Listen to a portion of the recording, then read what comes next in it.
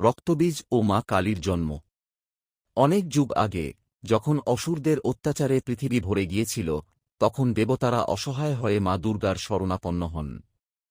তখন এক ভয়ঙ্কর অসুর ছিল, রক্তবীজ। তার এমন বর ছিল, তার রক্তের একটা ফোঁটাও যদি মাটিতে পড়ে, সেখান থেকে আরেকটা রক্তবীজ জন্ম নেয়। দেবতারা যতই তাকে আঘাত করেন, ততই সে হাজার হাজার হয়ে যায়।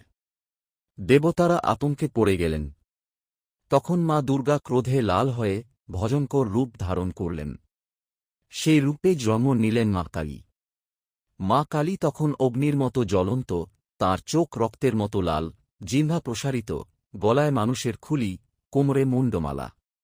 তিনি রক্তবীজের দিকে ছুটে গেলেন।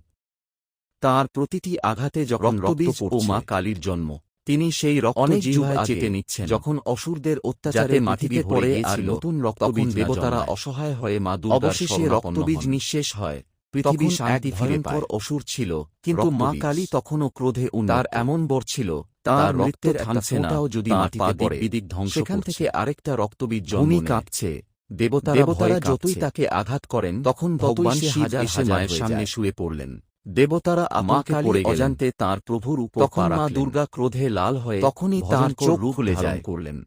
দেখেন, সেই রূপে তিনি জন্ম নিলেন। মহাদেবের উপর পা রেখেছেন। মা কালী তখন অগ্নির মতো জ্বলন্ত, শ্রদ্ধায় তাঁর চোখ রক্তের মতো লাল, জিহ্বা প্রসারিত, গলায় মানুষের খুলি, কোমরে মুণ্ডমালা। তিনি রক্তবীজ